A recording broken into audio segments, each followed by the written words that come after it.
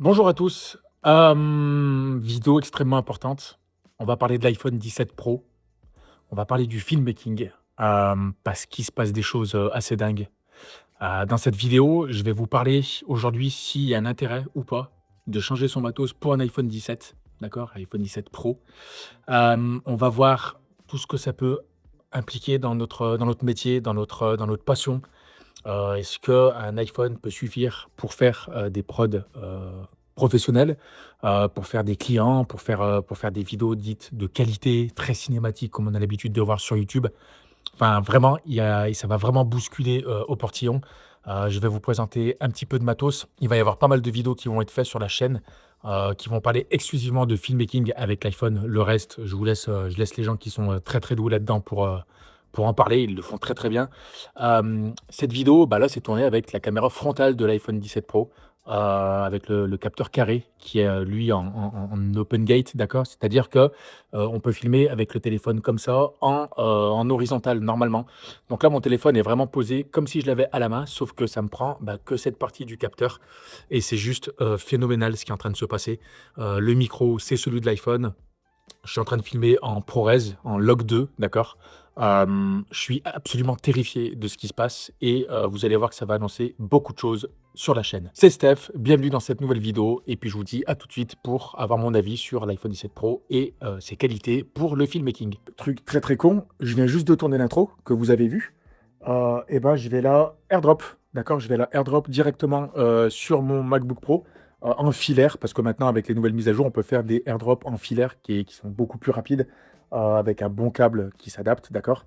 Donc, je vais pouvoir dérocher directement mon iPhone Pro. Alors, moi, je l'ai pris en 2 Tera, vous verrez pourquoi. Alors, il a coûté 2500 balles, c'est faramineux le prix.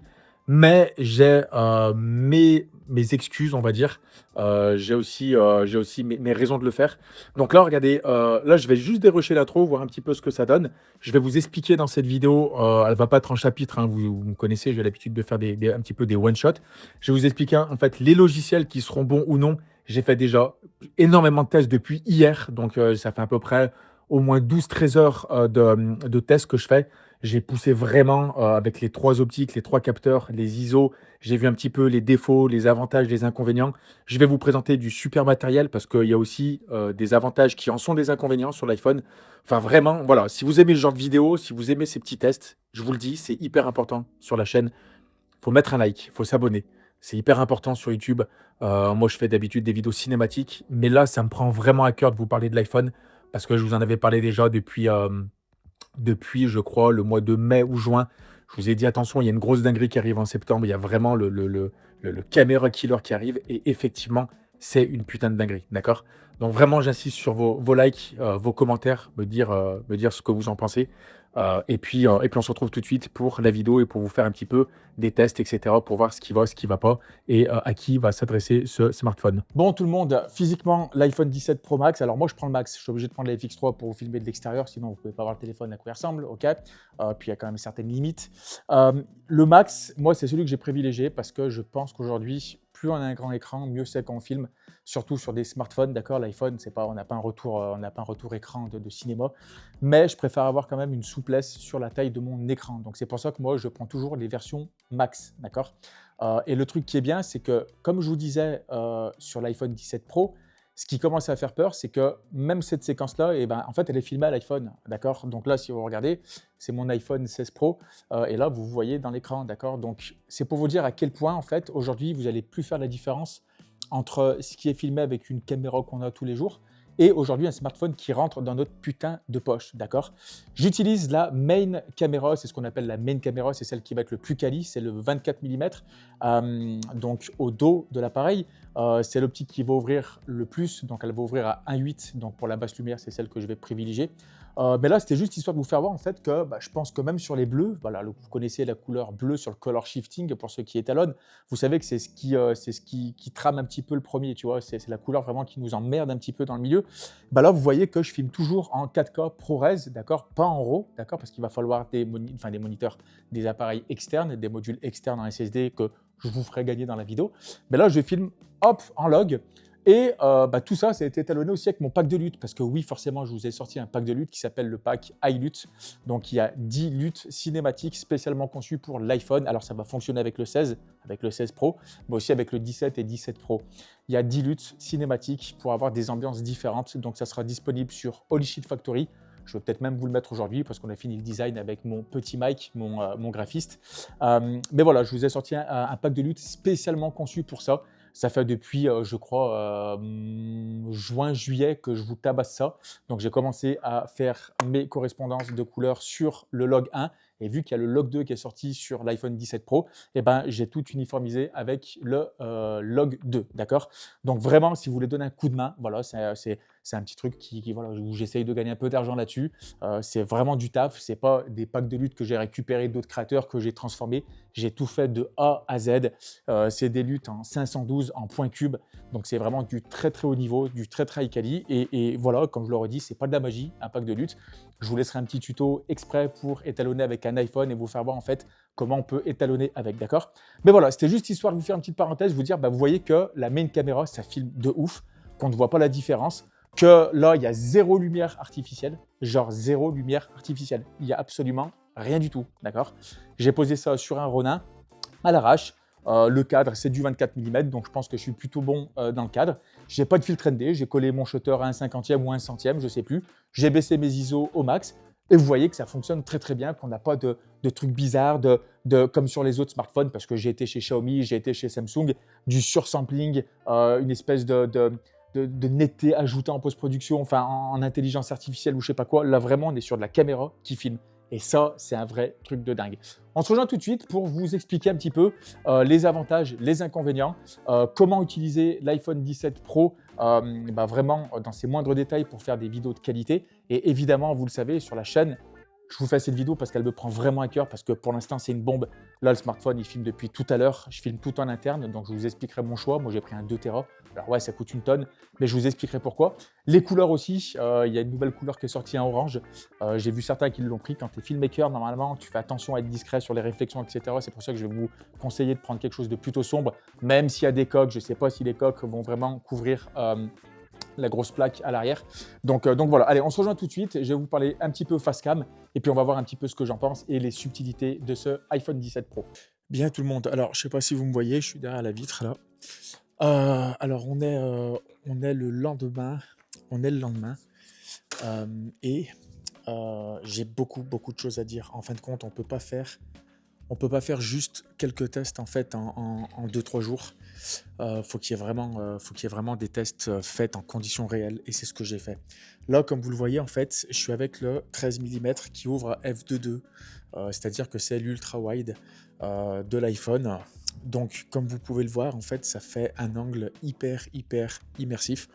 Et ça, en fait, c'est ce que je vous disais, c'est vraiment très cool de se dire, bah ouais, en fait, on a le droit à avoir 3 optiques avec des définitions qui sont quand même ultra bonnes maintenant sur un simple smartphone qui rentre encore une fois de plus dans notre putain de poche. D'accord? Je vais faire un gros disclaimer. Ça remplacera évidemment jamais une caméra type FX3, etc. Peu importe ce que tu as, pour quelques bonnes raisons. Je vous explique. Première bonne raison, on ne pourra pas jouer avec une très faible profondeur de champ. On ne pourra pas jouer avec ça et des gros changements de mise au point, d'accord, de map. Effectivement, on est sur quelque chose, sur des optiques, on va dire, dites fixes, mais surtout qui n'ont pas d'ouverture variable, d'accord. Donc, je pense que ça va arriver. Hein, les prochains iPhones vont commencer à arriver avec peut-être ces options et d'autres smartphones aussi. Hein. La deuxième chose qui vraiment est un peu pénalisante, il faut se le dire, ça va être la basse lumière. Le capteur 24, enfin l'optique 24 mm, la main caméra de l'iPhone 17 Pro est plutôt bonne, vraiment très bonne en basse lumière, étant donné qu'elle ouvre à f1.8 à peu près, donc c'est celle qui ouvre le plus. Les deux autres un peu moins, celle-ci on est sur du f2.2 et l'autre on est sur du f2.8 je crois, sur la 100. Donc voilà, il faut vraiment remettre les choses dans le contexte. Maintenant, je vous ai fait une vidéo que je vous laisse tout de suite.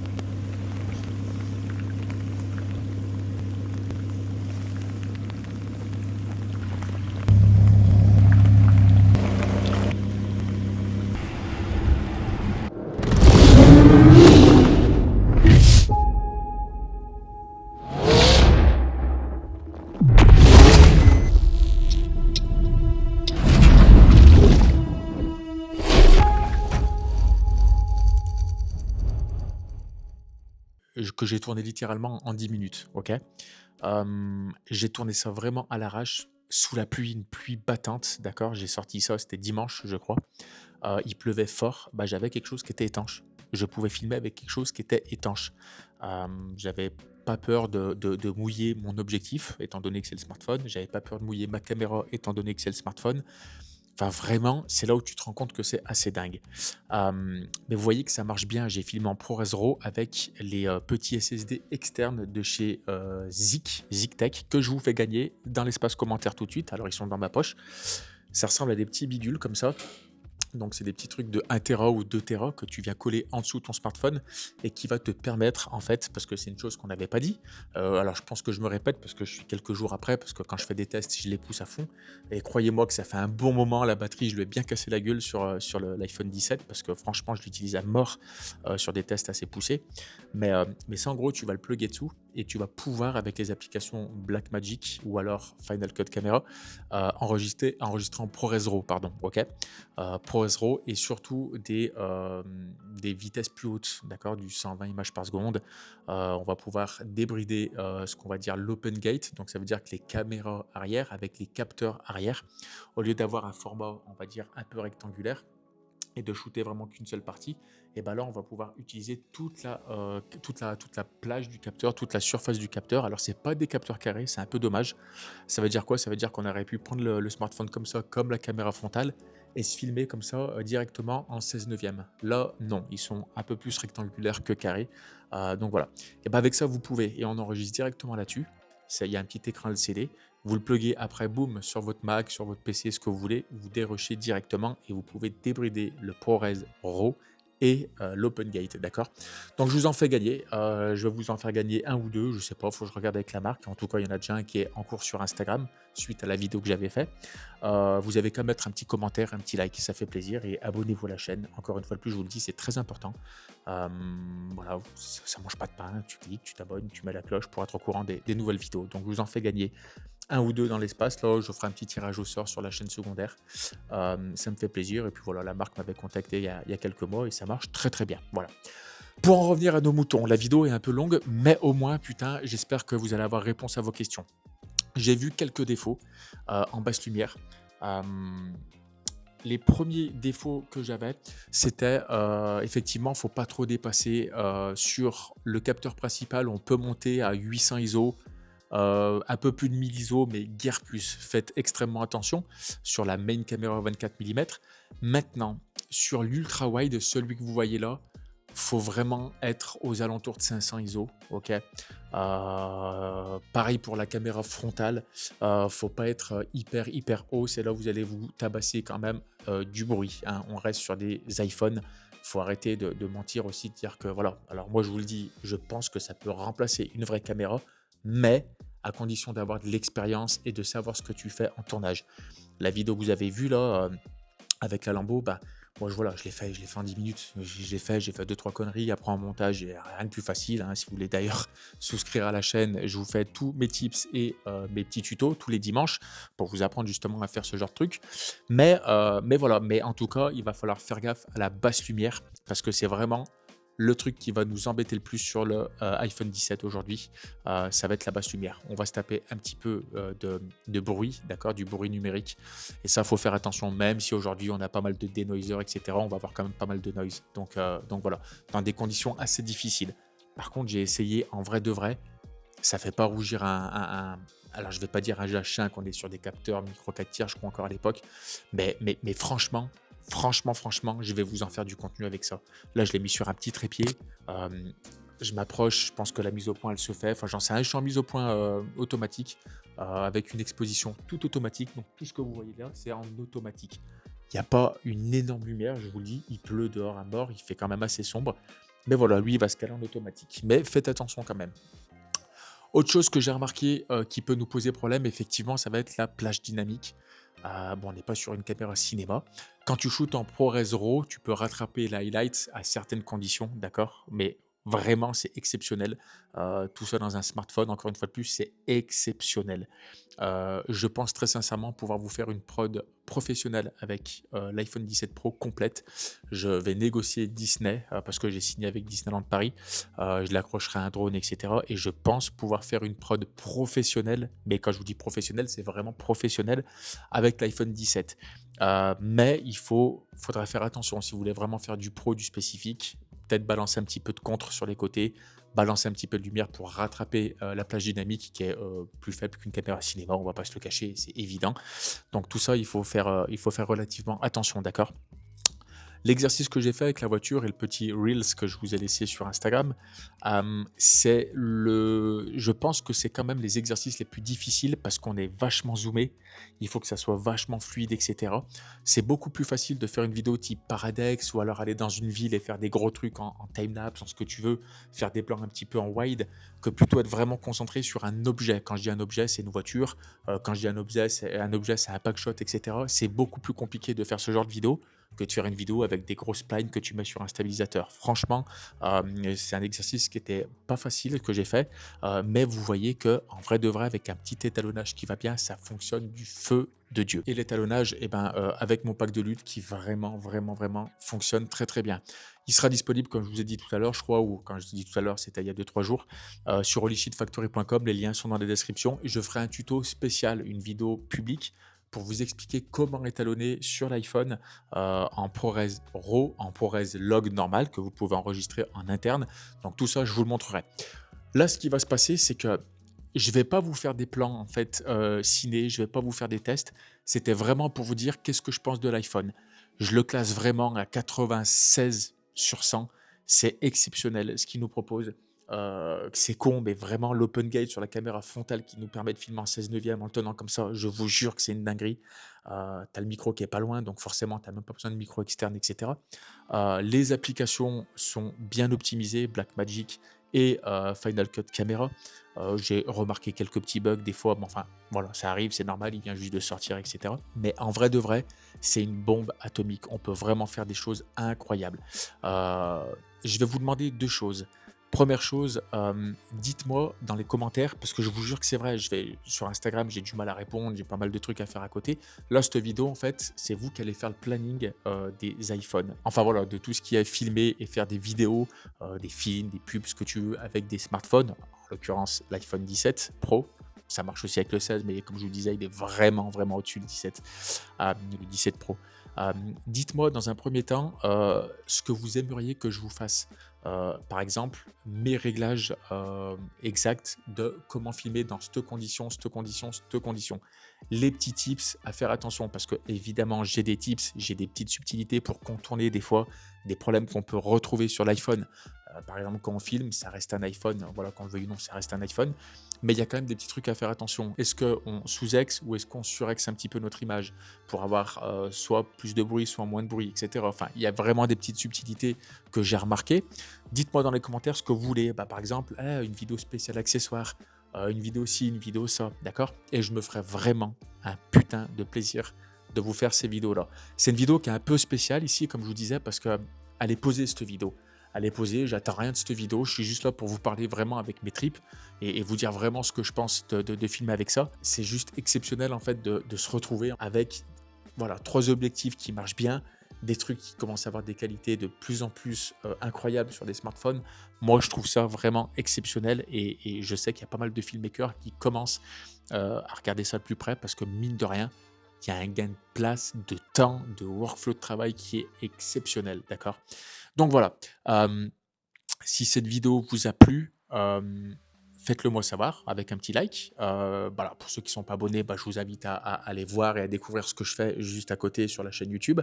Pour les autres, vous connaissez les trucs de youtubeurs. Je vous dis à la prochaine pour un prochain épisode pour l'iPhone 17 Pro.